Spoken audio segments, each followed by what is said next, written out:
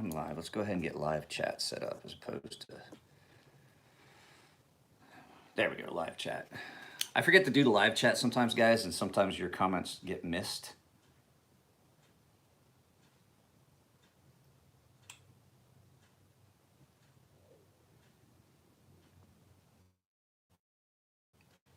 Jeremy. Did you get one of my Hornets, Jeremy? I'm trying to remember where the one with the green paper micarta with the titanium liners went. You did not. Okay, so that means it was Ryan or the other Jeremy that somebody had really, it's Chris's here. Come on, Bobcat, dial it in. Dial it in there, Bobcat Goldthwait. And I told you guys that somebody had put the secondary bevel way up forward. I was gonna have to re-zero all of this. So this is that one, and I talked to Chris, and he got it in a trade. So he didn't do that. I just wanted, so somebody else did that. It was just somebody that did not know how to sharpen one of these because they are very different. The forward is a 0 convex, and then this is a, and it's gonna be a convex because the blade is hollowed. So it's gonna have that weirdness to it.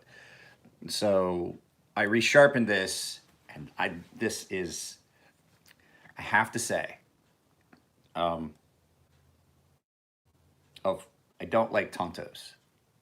I'm not a big fan of them anymore. I went through a phase where I loved them.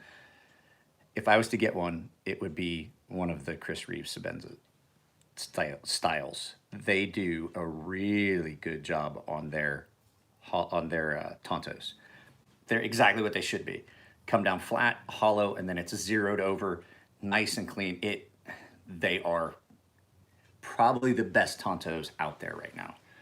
Here, take a look at this edge though.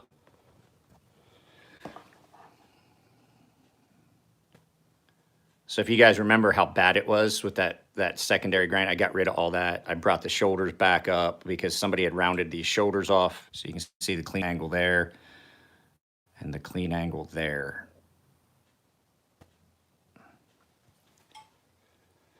And I know a lot of you saw that Ultratech, that auto. Holy cow, was that bad? Did you guys see that when I was messing around with it on Instagram?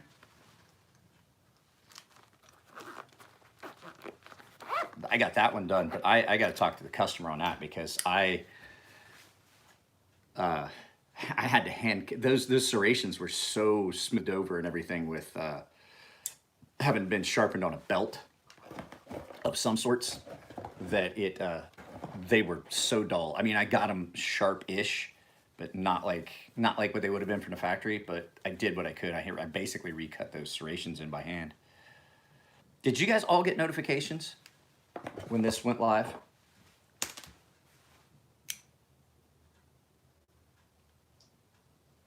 I'm playing with the sparrow.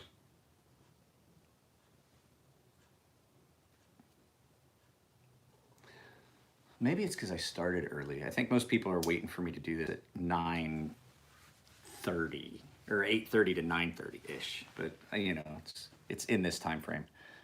It doesn't get old.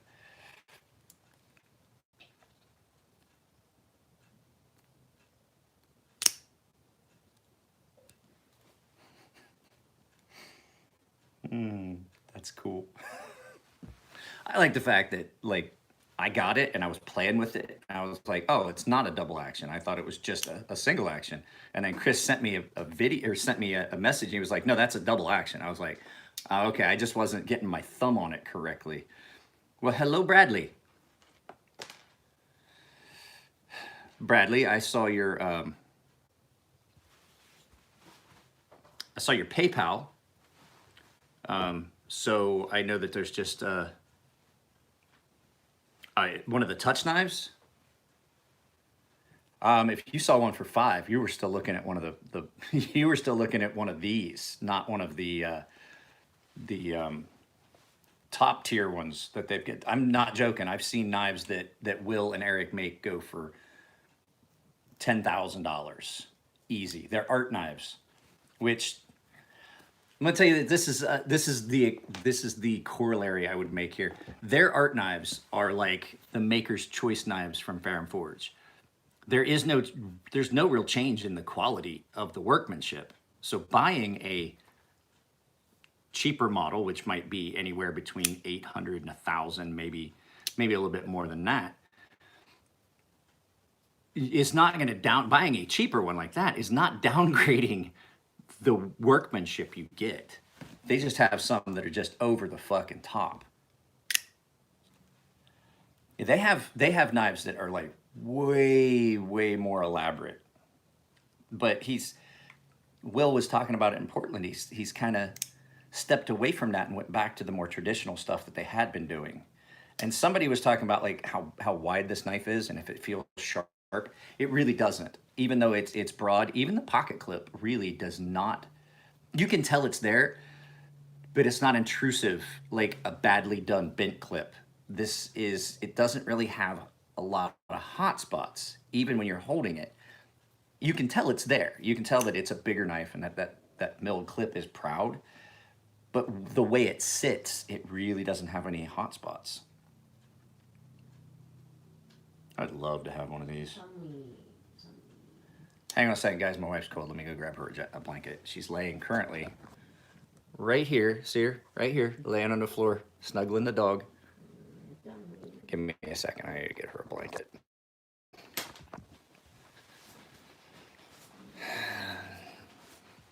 Luckily, we keep a throw right here on the couch underneath my daughter's workout clothes. This is a CrossFit gym in the evenings for my daughter. I don't know if you guys have any idea how much my daughter works out. Here you go, babe. Doing jump squats. I came out into the living room and I caught my daughter jumping like box jumps onto the arm of the couch. And I was like, absolutely not. And then I got to thinking about it.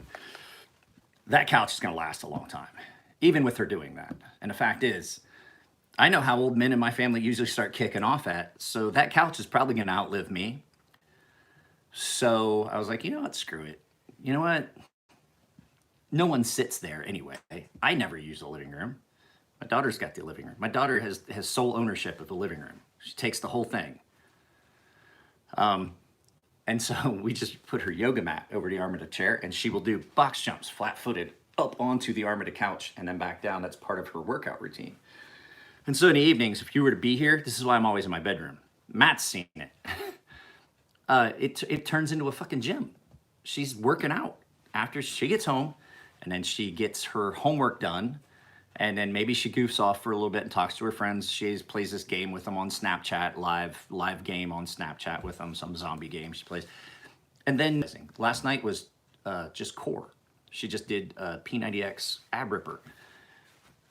So it turns into a gym in it because that's the room I'm allowed to have. Hang on a second, guys. I got a message that I have to check. It's from my sister, something about my mom. Give me just a second. Sorry about that. Apparently my mom had a fall, but she said she's okay. So my mom has a lot of spinal problems, and so she's had all these surgeries, so she doesn't have great equilibrium, and she falls a lot. And she basically looks like I did when I was in kindergarten, because I would do stupid stuff. Like I would put my dad's hat down like this, but I would try and look through the hole. And I would go running through the house, and I would try to look through it was a solid hat, so it had the holes in it. I would try to look through that, and I would just run into things. And I always had big bruises and stuff all over my face. It just looked like I had been beat at home. And so my mom basically looks like that all the time now because she falls down a lot. I guarantee the neighbors see my mom. They're like, those kids are beating her. Because my sister and my brother-in-law live there. They're like, those kids are beating her. Got you back. Brought it back. I still have problems, especially like now with the weather like this. I still have problems with my Wi-Fi. It's better. It definitely is better that Brian gave me that, the airport. So today's plan, since I thought yesterday was Wednesday, which is why I was trying desperately to get so much stuff done. Today's plan is I'm going to get all the stuff packed up that's ready to go so that I can deliver it. I can take it to the post office probably tomorrow on my way. Tomorrow morning, I'm gonna go up to the shop. I have a customer that's coming into town today that wants to, he's bringing a whole bunch of knives, wants to know what I can do. And I need to get a hold of David about his Gavco knives. Did you send both? Because I only saw 50 as the deposit.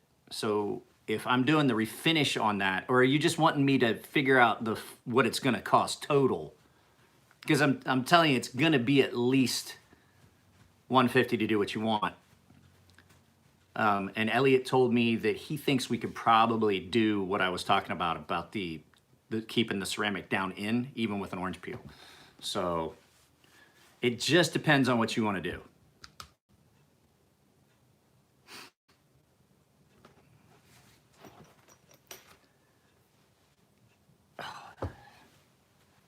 I got a question for you guys. You guys ever seen a sweatshirt like this? I dug this out of my closet. I've had this for a long time. I believe that my brother-in-law gave me this sweatshirt. It doesn't have a pocket down here. Like you would reach down, like I'm wearing a sweatshirt. I immediately reach down and I look for the pocket, but it doesn't have it. It's got two booby pockets, complete with nipples.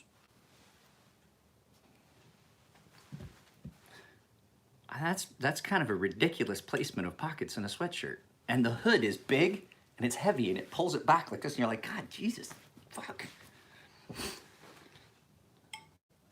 Everything about this, it's wrong. It's only got a partial zipper. I mean, it's like the special ed class at school made it like, we're gonna do home ec. And we're gonna put hip pockets on jeans on the front. One box, two knives. Didn't know how much to send you for the down payment. So Bradley and I have done things. What's up, Matthias? Bradley and I have done things in the past and I was doing things differently. So the way I work now, and so that you know in the future Bradley is, I take the estimate up front. Like if I'm saying it's gonna be at least 150 bucks, I take that plus shipping and handling up front, because the problem I was having was I had, and I'm not, Peter, if you're watching this, I'm not calling you out. It was not just you. There was a bunch of people that would do this. I would get stuff in, I would do the work, and I honestly like getting paid after way better than I like getting paid up front, because one, there's benefits reward thing. I did the work, I get the reward. And therefore it motivates me to get things done. I have to get things done to make money. But the problem was I had a bunch of customers that I'd contact and be like, yeah, I got this and this and this done. This is how much it's gonna be. I know it's more than we talked about, but this is this and this is why. And they're like, oh, okay, cool. I'll get you, you know, first week of the month. I was like, what, next month? They're like, yeah, I'll get you, like when I get paid first month. I'm like, and it started to just snowball. And I had so many people do it that I was like, look, I had a box that was just dedicated for knives that had not been paid yet, that were just sitting. And I was like, I can't keep doing this. I was like, the bank does not give a fuck that people owe me this much money. The bank gives a fuck that I haven't paid them yet for the mortgage. And I was like, I can't pay my mortgage on IOUs and good intentions. And so Chris told me, he's like, dude, he's like, we don't touch a knife unless it's been paid. He said, unless the full, like if I tell you it's 150 bucks, if that hasn't been paid, we don't even touch it. And he's like, you need to get paid up front. And I kind of held off on it. And then it just got to the point I was like, yeah, I have to take the estimate, at least what I know it's going to be up front, so that I'm not screwed on the backside when somebody just can't come through on payment. You know what I mean?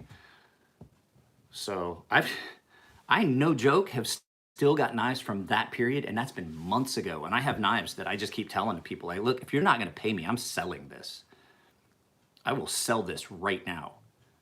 There's still a box up in my office with 3 knives for a guy that has yet to pay me, and it's been close to 8 months. And I'm just gonna sell them.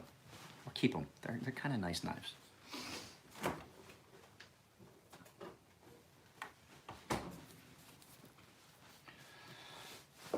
Guys, I don't have a knife in my pocket right now.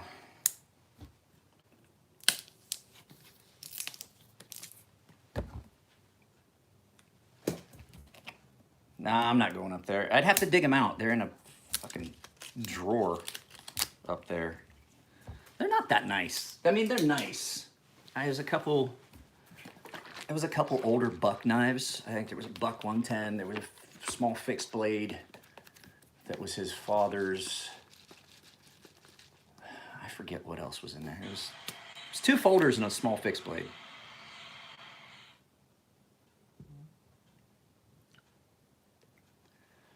So it was like $75 worth of stuff. I mean,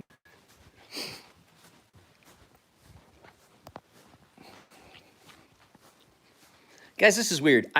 This has to be a YouTube thing. I'm convinced this is no longer an internet thing. Give me a second. I'm going to switch to my other wireless network, the one that works better here in the living room. So there we go. So I'm convinced that this is not 100% a Wi-Fi issue. I was in the kitchen and it says I wasn't connected, but yet I was still getting comments from you guys. I was still getting things, and I'm like, that's what was that? Somebody said 8 months. It's auction time. I'm convinced. You know what I think I'm going to do? They're probably going to wind up in the. They're probably going to wind up in the box full of stuff that Dwayne sent me as mystery boxes, because they're not bad knives. They're okay little knives.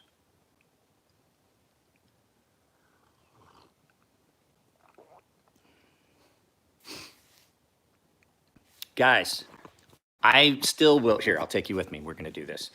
I'm going to make an announcement right now. This is going to be fun because this is still early enough into the feed that a lot of people will still catch it. Not everybody watches my entire hour-long feed, or they piecemeal it.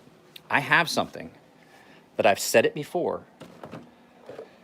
If we can get enough Patreons on this channel, even if it's for only a couple months, even if we get enough people to do it and then it peters out, you know, it still is something cool. I will exclusively carry as my primary EDC. I will carry Big Blue for an entire 2 weeks. If we can get my Patreon, which is at about $110 a month right now, which, by the way, new Patreon, I meant to write down the name so that I could call them out.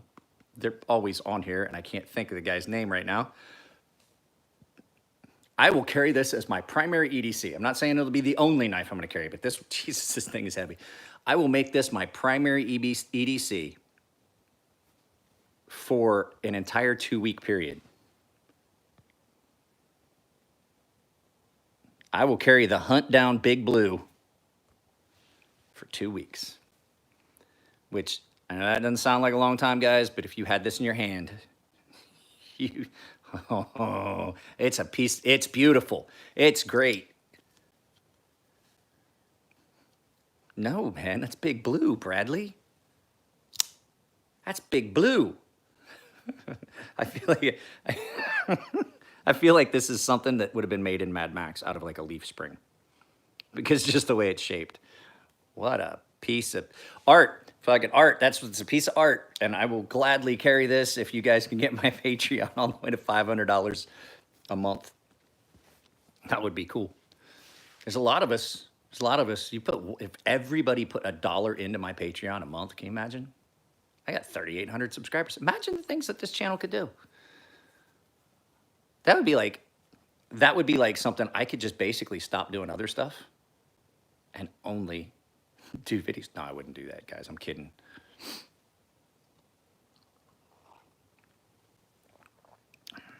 But yeah, if I've said it before, if we can get it to $500 a month, I will carry it for 2 weeks.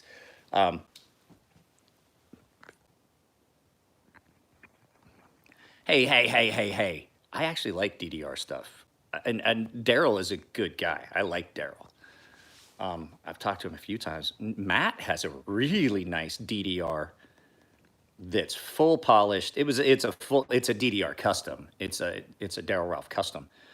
But that thing is, I saw it. It's gorgeous. Like, the guy spent days just getting everything polished to finish that knife. And then Matt's like, I want you to sharpen it. And I was like, oh, that's a full polish. I'm gonna take the fuck out of the handles. No, it's a Bally. It's just a pretty much a standard Bally. It's just really, really, really nice. I don't even like Bally's, and Matt's got another Bally that he's getting ready to get rid of. And it's one of the only ones I've ever seen that I'm like, no, don't. I like that one. Because I go to his house and I pull it out of his big knife case and I mess with it. I'm like, no, but I like that one. That's the one I like. Like all the others are just stupid looking and plain Jane. I was like, fuck, he's gonna sell the nice one. Like he's got a bunch of Benchmade ones that are the only appeal to him is because they're discontinued. And I don't think they're anywhere near as nice as that one he's got that I like. Put you guys down here. That'll work right like that. There we go. I was gonna put this in my pocket, but I'm still wearing sweatpants or track pants. These things fall down. My probably my EDC for the day. What's the nice one? I can't remember what it is, but it's it's got a bronzed blade, black handles. It's like black and gold looking, and it is really gorgeous. And I can't think of it. Matt's probably not in on the live feed, so I will ask him. I'm not big on Bally's, but that's the one I like. And I can look at the Daryl Ralph and go, that's a nice one. So there's a couple of them, but I definitely like the black and gold one better. And then I had a black and yellow Microtech Bally that came in that was just amazing. That's that one that Brandon sent me from Louisiana. So I need to talk to him. We haven't talked in a while. Brandon's the one that was supposed to send me he bought two rad knives at a knife show here last year. I think he bought them at Blade last year. Spent a ton of money and then was going to send them to me to review on the channel, and then we just never did it. I know he was having some issues, and he was having personal stuff going on, but that's what it was, a tachyon, and it was black and yellow, and I was like, I like this. So it was like black and yellow enamel. So it was like black Cerakote with like yellow enamel, and it looked cool as shit. Had a little bit of a recurve to the blade. I was like, I like this. I like this.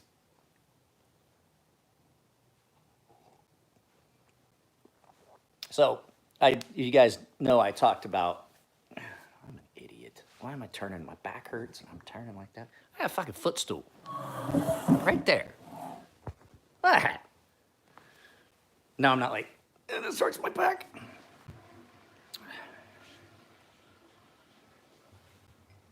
Drinking out of my EOD cup. No, I was not in EOD, but I did deploy with them and I got a cup. For anybody that thinks I'm trying to do some stolen valor shit, it's just like my favorite coffee cup. Because it's cool. Even without where'd I end up finding my hat? I was upstairs in the bathroom. Apparently I had went up to take a shower and took my hat off and set it down, and it wound up on the floor behind the bathroom door. And I need it because I got that going on today. So this is what happens every time I let my hair grow a little bit. Bye, baby. Have a good day at work. I love you. Hey, before you go, how's the car handle with the new tires? Does it feel better? Okay. So my hair is curly enough. As it gets longer, when I cut it, it just doesn't want to do anything. What's up, Ben? And so I actually tried to do something with it, and what has happened is I let it get out long enough. It was starting to get curly, and then it stretched it because it was so long. And when I cut it, it was like snap back. It's gonna be like this for a couple weeks. We're just like, I tried to comb it this morning, and this is just what I got. Did a Deadpool tack a while back. It was awesome, and there are other superhero colors. The best Deadpool knife ever is that Jim Skelton Deadpool Master Blaster. It's just fucking amazing. The pivot on it, everything. Ben, back to the whole reason why I did it. I didn't like having my hair that long. I've got that hair out there that's all in a bag. It's getting packed up. It's in ponytails. It's getting packed up and taken to, I forget, I'm not sending it to Locks of Love. There's Locks of Love. There's another charity that you can do.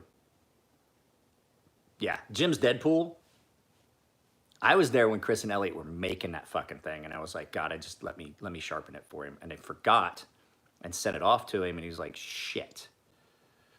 So I keep telling Jim, I've told him a few times in DMs that he needs to send that to me, and I'll sharpen it for him because it just needs it. Plus, I just want to have the Deadpool knife on my channel.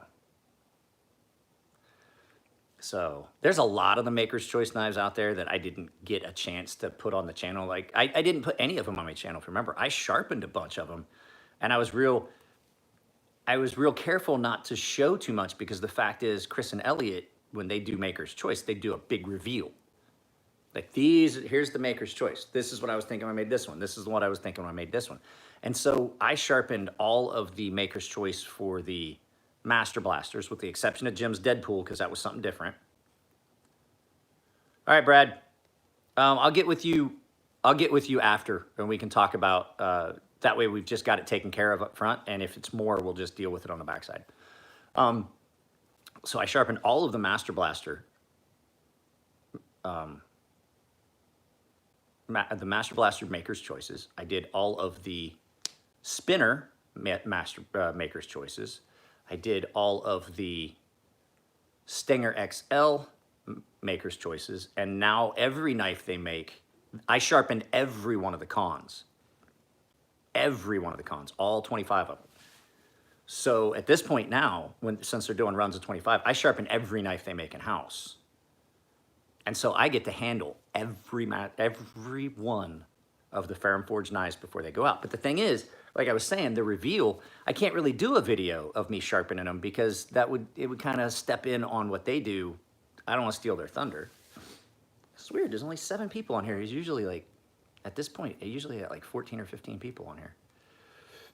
Is this signal, is this better? Am I less pixelated and choppy? Oopsies. I was afraid. The whole knife and tape. Did you sharpen that one off Dragon Skin Damascus knife? No, because it's a waste. Let me explain to you something about, and I want to make this really clear, because I had somebody argue with me about this, and I told them that I would not own a Dragon Scale Damascus. And like, yeah, but you're always saying how good Damasteel is. And I was like, okay, you got to get this straight. Damasteel and Damascus, 2 different fucking things. Damasteel is a powdered metallurgy, which means that it's rolled between these hot rollers. So they basically print the pattern they want in powder, and then they heat it up enough to get it to stick together, and then they roll it through these hot rollers, which makes it all one piece of steel.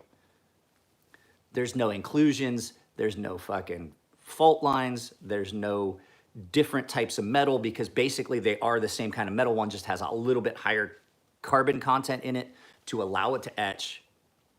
And so it wasn't worth doing it because it wouldn't have held that edge. As a matter of fact, my edge probably would have made it worse.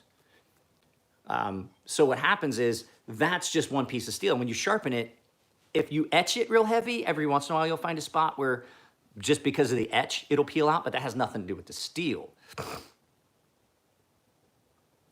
The problem with, there it is, Luke. What's up, my French brother? So the problem with Dragon Scale Damascus is it's not like that. What it is, it's a canister. And it's basically the same as the way that they do regular Damascus, which is they add 2 different types of steel, 3 different types of steel. With that, they're folding it together to get the pattern, and then they lay it out. But the problem with that is you're going to have different metals that are all heat treated at the same time. They're not going to be, there's fucking fault lines and shit in that. You can have inclusions where it didn't forge weld real great. And so you're going to have spots that are harder, spots that are softer, spots that are harder and softer. And so you can just feel that as you're going down the stone, and that translates into a really rough edge. The same thing with that Dragon Scale Damascus. It's a canister Damascus. So it's a bunch of, hear me out on it, it's a bunch of different beads of steel, different kinds of steel. That's how you wind up getting that bluing effect where each little ball in that might look a little different. And that's all in there. They're all kinds of different balls of steel. They might all be the same steel. I don't want to say that they're definitely, but usually if you're seeing differences like that, it means that they're different types of steel. Anyway, so they fill that up and then they pour in nickel on top. And so your bonding agent is nickel, and then nickel's not real strong, da-da-da-da-da. It's, is the more you handle it, your bare hands, the more the color starts fading. Yeah. So then they basically, they forge weld that inside the canister and they pull it out and then they make blanks from it. The problem is with Elliot's edge, you're not gonna see as much because Elliot doesn't take things up near as far. So you're not gonna see as, nickel is what just binds it and yes, kind of gives it some contrast. And so what happens is as you keep going up in grit, what's gonna happen is those steel parts are gonna be way harder and they're not gonna wear as much, but that nickel's still real soft. And then you wind up with deep, like obvious, observable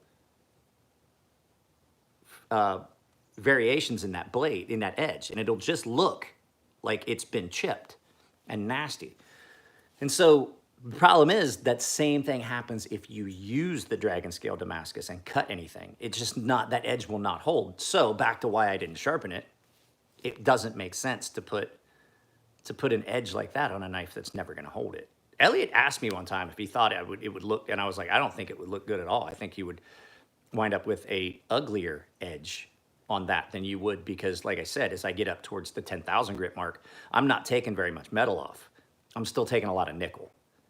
So it's just not a real good, it's beautiful and it's gorgeous. And it looks like bubbles in an oil slick. It's gorgeous, but it's not a very functional material. But yep. Hey, Luke, were you in when I said that if they got my Patreon up to $500 a month, even if it was only for a while, that I would fucking carry this as my primary EDC for 2 weeks? I would carry Big Blue. God, that thing's heavy. It's. Give me a second. I'm gonna grab my scale.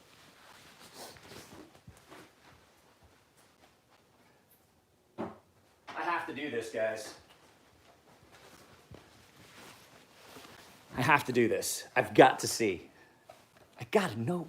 I got to know. I watched Dirty Harry. I watched Dirty Harry, the original one. Do you feel lucky? I'm thinking this is gonna be above 6. This is gonna be above, so we're on ounces. That's what I was thinking. I was like, it's around 8 ounces. So who's got a guess?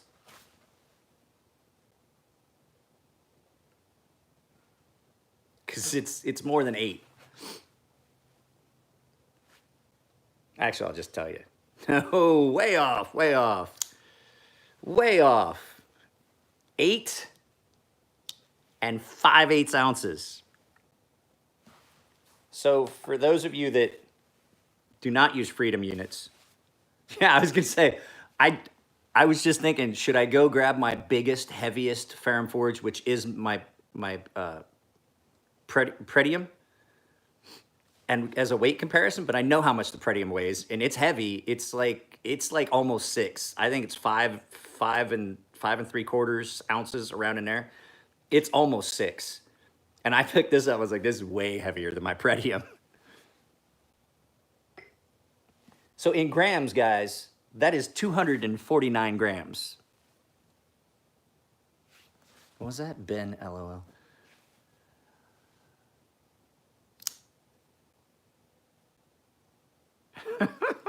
Yeah, I'm not kidding. If you guys do it, because it definitely would help out with the kids skating. Because that's where the Patreon goes now. Every cent that I make goes back. It doesn't go into the... Yes, but here's the thing, Jorgen. We use Freedom units here, so it should be in ounces. can't, I know Luke knows metric because Luke, you grew up in French Canada. You're a French Canadian. You grew up where, Quebec? I can't remember where you're from. Anyway, it doesn't matter. I know that you're French Canadian. Canada. So I know you're French Canadian. So I know that you guys use the non-freedom unit, New Brunswick. We use the you guys use the non-freedom units, such as millimeters and grams. But here in the United States, we use freedom units because, well, it's just too hard to fucking convert. At this point, I could not, like, I know metric's easier. I really do know it's easier. But I can't because everything in my head is done in inches, pounds, feet, yards. It's just, there's no way. Gallons, quarts. I couldn't. I do know there's 3.75 liters to every gallon, which to me sounds confusing. Do they?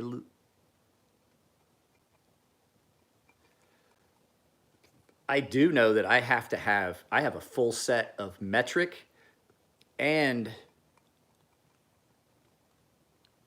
they are. I just can't, because somebody's like, well, it's just like, I can't visualize 1 centimeter. I can visualize 1 inch. I can visualize 1/4 of an inch, 1/8 of an inch. I can't visualize 6 millimeters. I can't, I've used standard for so long. I can't do it. You know what I mean? It's like a kilogram. I know what a pound weighs. A kilogram is like 2.2 pounds. Well, exactly, that's how I know. I mean, is that a 6-inch knife? Yeah, hang on a second, I'll measure it twice. Got to do it twice. If I could get half and then the other half. So, yep, that's 6 inches. I had to measure it twice. 2.5 inches of dangling fury. Wake it up, you'll get the full 3. It's something I've used inches as a measurement for so long. Like I can look at a bolt and know about where it's at. It was fucking 9/16, 5/8, ½ inch. I can make the millimeters. I have no fucking idea. Like if it's metric, like it sucks. Like I'll get stuff, like I'll be working on something and if I get the sockets out or I get a wrench and I'll go through it and I'm like, shit. It's metric. So I got to go and I'll take the one that was closest on my standards. I was like, okay, yeah, because I don't know the difference between an 8 and a 10 millimeter. I couldn't look at an 8 or a 10 millimeter and tell you the difference. But I can look at a bolt and know if it's up there towards ½ inch. I actually, guys, I have a 15/16 socket. And it was for a specific purpose. It was the bolts that the gun mount on all our gun system stuff for the machine gun mounts for the 50 cals and the plates. A 15/16 socket is what you used for that 15/16 bolt, because you got to figure that's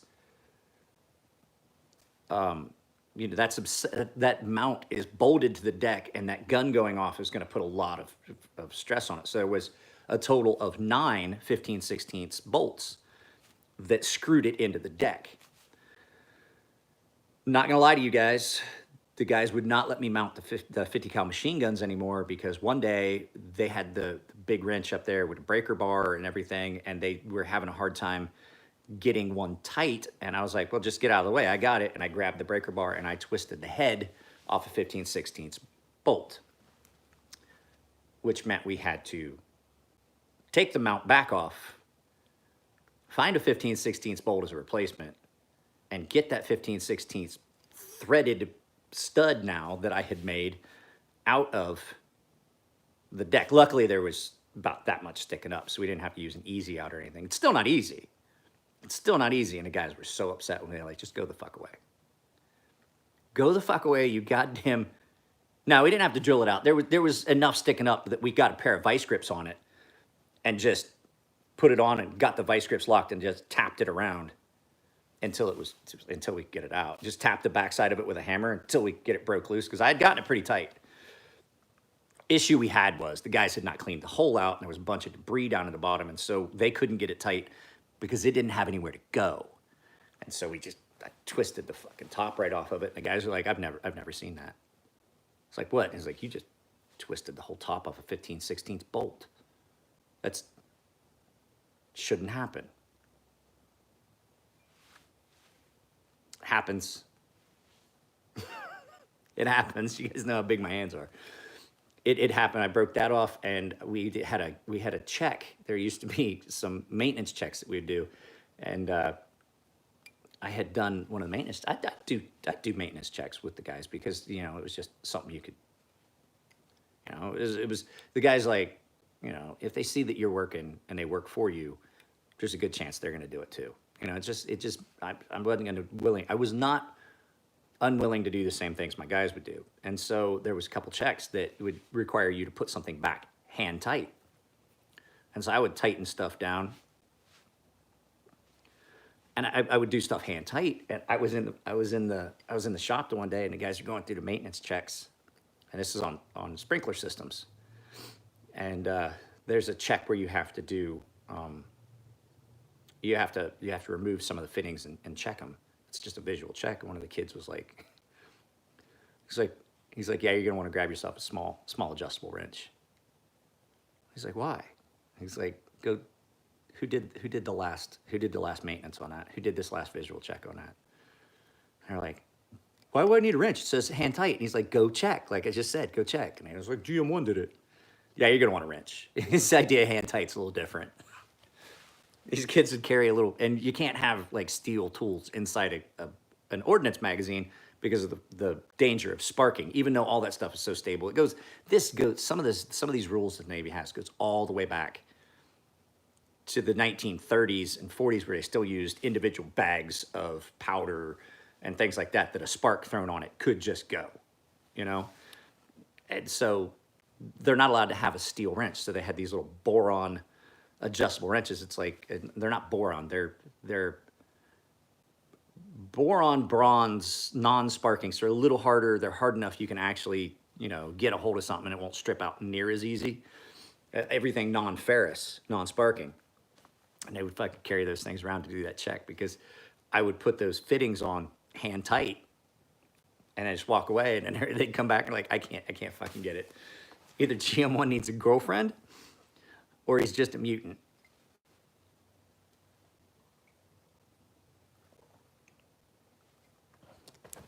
Ooh, I almost dropped Big Blue. My glass coffee cup. Now I'm curious.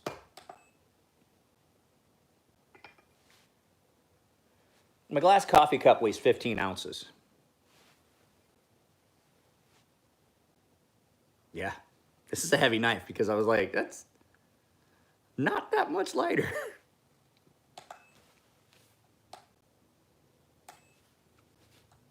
Stop. I'm trying to turn it off. So guys, my plan for today is, like I said, it's like superstitions backstage. You aren't supposed to whistle because sailors used to run shows.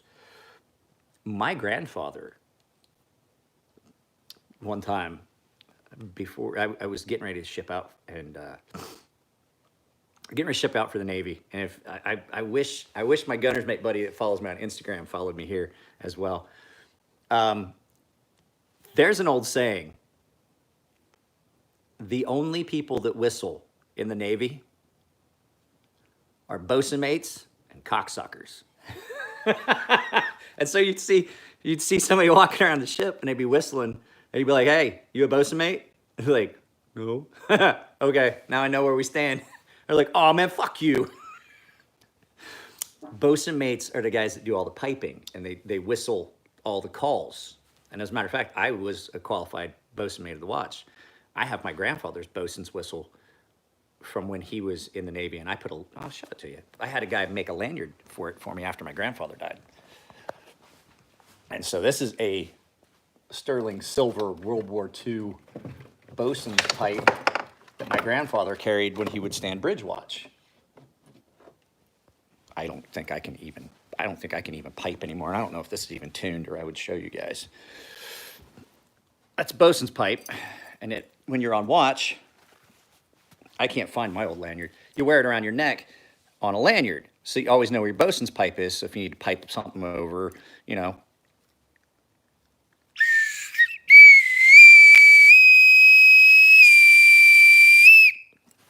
things like that. And so the thing is that these lanyards get elaborate. That's all knots that are tied. And I had a bosun mate friend that, here, it's hard to see that way. And so, a little military history for some of you guys. So this is all hand tied. And let there be light. That's all hand tied cord.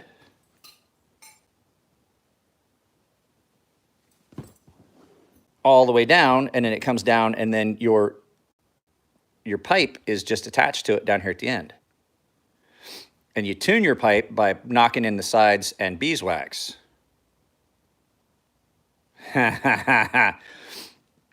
But all the calls, it's easier. Here's the thing. You porno star. What the fuck are you talking about? So here's the thing. People ask, well, why? Why all the whistling? What are you talking about? So the whistling, the whole thing is your voice only carries so far. I wasn't blowing on that real hard. I was not giving you the full volume that you could, because my neighbors would lose their shit. This thing is loud. As a matter of fact, when you're piping, a lot of times you cover, like you're gonna lose, it's loud. But it carries farther. And so you can hear it further. And so there's so many different calls. So there's standby, attention, there's fucking secure from. I can't do secure from it. And they're long. They're like 30 seconds. Some of them are like 30 seconds. And people take pride in how long they can carry that piping. Hey, you pipe the side, and you pipe, you know, all these things. And it just gets ingrained, and you know exactly what's going on. You know, different pitch, different orders, different, like if you trill.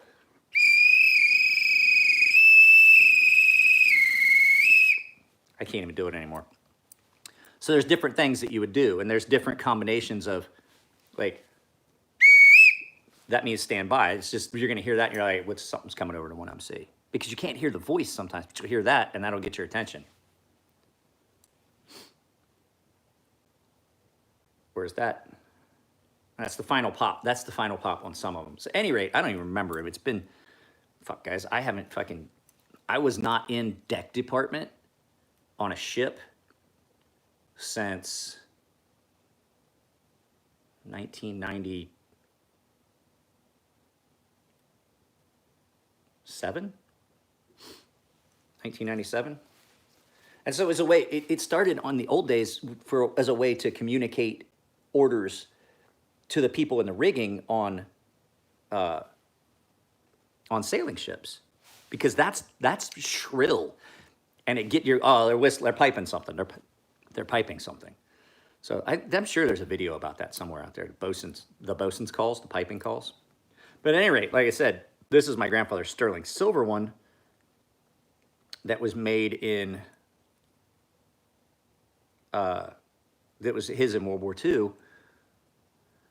I have mine that is stainless steel somewhere that I didn't, this was back in the days where things were, it was, to tune it, they were limited. Like nowadays, the guys just fill it with a bunch of beeswax. But then it was hard to get by. So you tuned it by dinking in some of the bell on it. It would change that pitch, and then you can change the pitch by, like I showed you. You know, you can get it in your hand and.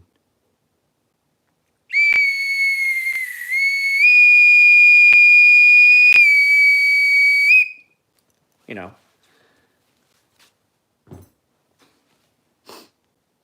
so, well, guys, like I said, I don't know if there's going to be a video, but I have plans on shooting one because I only have enough work to work until this morning. Sometime I have a couple errands I have to run, and I'm going to come back this afternoon and finish up. What's up, Charles? And I just was saying it, and I'm going to get Charles. I got to get Charles's stuff out.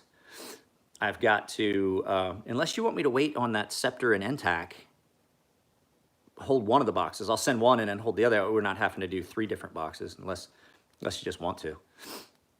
I could ship one of them today and then one of them after I get done with the work on your scepter and NTAC. So I don't know. It's up to you. So I got that to do, and I want to surprise the wife. There's a couple things I want to do for the wife around the house here since it's not going to be a real busy afternoon. And I want to go to the shop, but Elliot leaves today at like 1, and it gets boring without Elliot around, because Chris will be there till like 5, but I guarantee if I go today, I'm going to be there later. So I'm going to the shop tomorrow, and then I don't know what else is going to go on this week. So, but today's a day where I think I've got, well, I don't know. I can't say that. I have packages coming, and I do have to fix a knife. I have a knife that, I'm not even going to show it to you guys. The guy's like really upset with himself for what he did. It's bad. It's bad. This has been the last couple weeks. It's just been send Mike all your stuff that you really screwed up. So, yeah, this is planned for today. And then later this evening, I might do a game feed. What do you guys think about this? Since we got like 7 minutes left before I want to cut this off. If I start a B channel, which is the channel that I do the video game streams on, would that be something you guys would want to do? Because it's fun. I enjoy it. And I actually have a lot of games that I could play. And it would just be, I was thinking old guy gaming.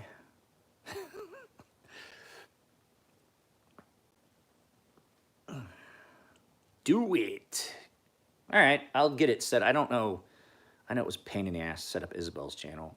The thing that I don't want to do is spend a bunch of time doing stuff that's not, it's fun, but if I'm going to go to the trouble of doing that, I want it to be monetized. But the problem is, since I monetized my channel, they've definitely changed the way they structured the monetization, because Chris and Elliot can't monetize their channel.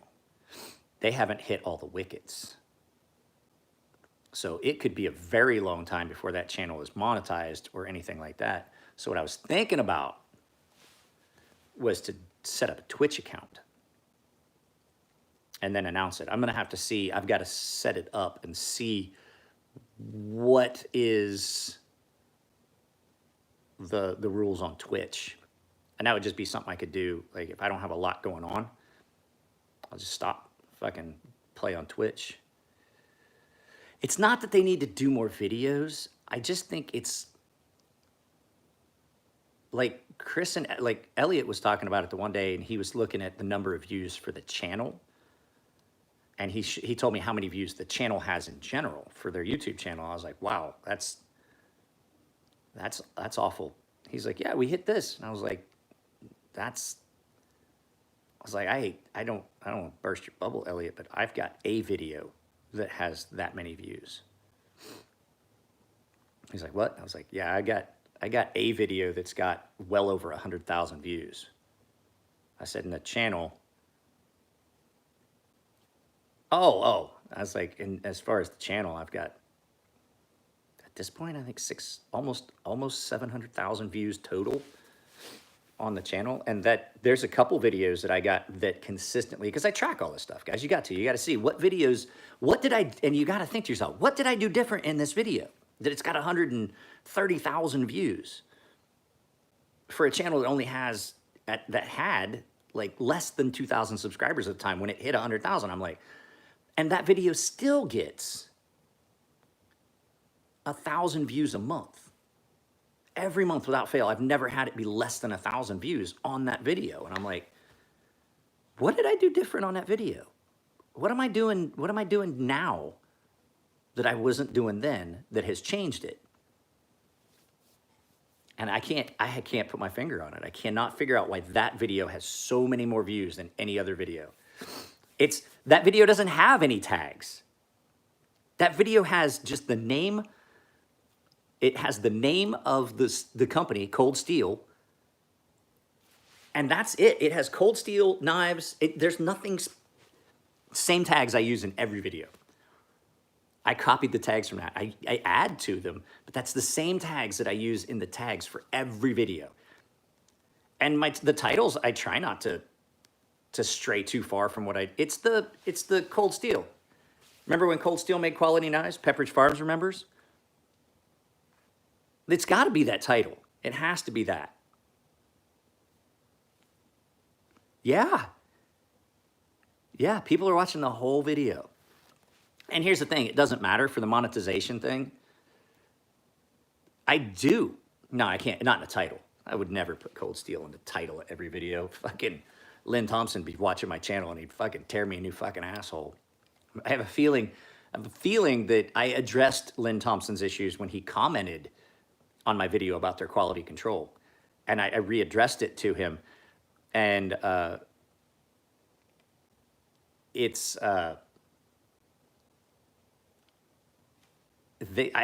Thompson seems to me to be the kind of person that would be litigious. And then I know who my followers are, so let me explain that. Litigious means that they like to sue people. Because I say things and I forget who my target audience is sometimes. Like, I know there's a bunch of you on here that are going to get that, but there's a lot of them, especially from Southeast Ohio where I live, that are like, litigious, the fuck is that? Isn't that branch of the government, like where they make the laws? The litigious branch, right? That's it, right? That's what I thought. It's like, no, dummy, that's legislative. I didn't call you guys dumb. I called, I'm not saying you guys, like you guys are good, but I know who some of my subscribers are, and I definitely needed to put that out to them, some of the folks back home. I didn't order a gratuity. Get where I'm coming from? I'm not calling you guys dumb.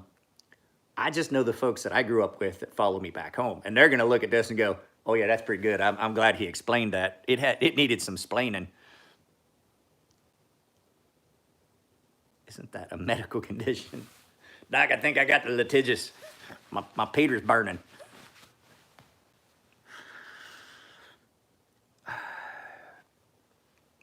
Let me put it to you this way. My hometown, there were kids that went to school and only went to 6th grade. Because by God, we need them back on the farm. That should tell you something. That should tell you something. 124 people in my town.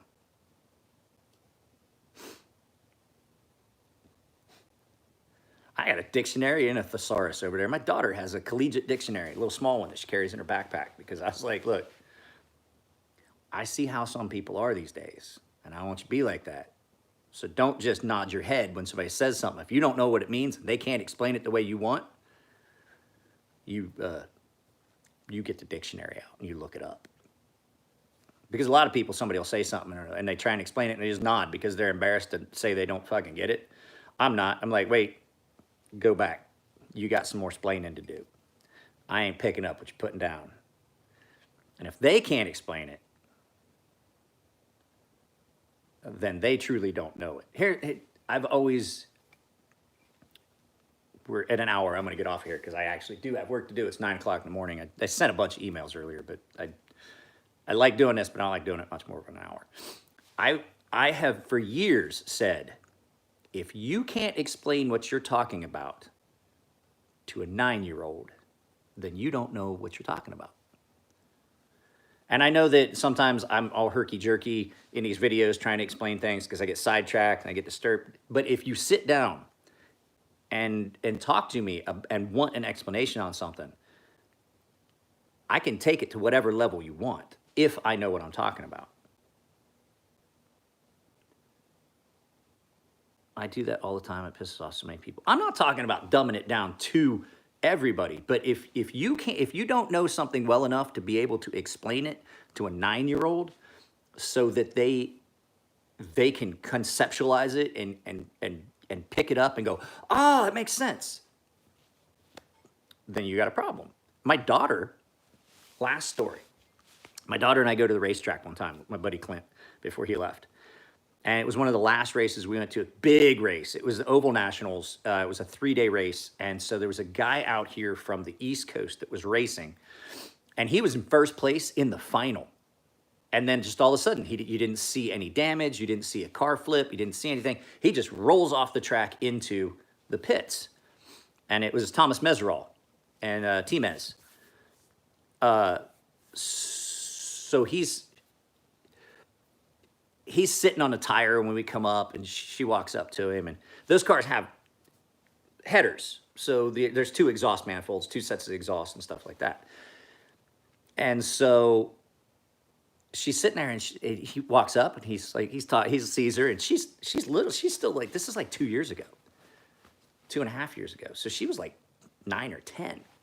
And she walks up and she goes, you were in first place. Why'd you drop out? I mean, you didn't have an accident or anything.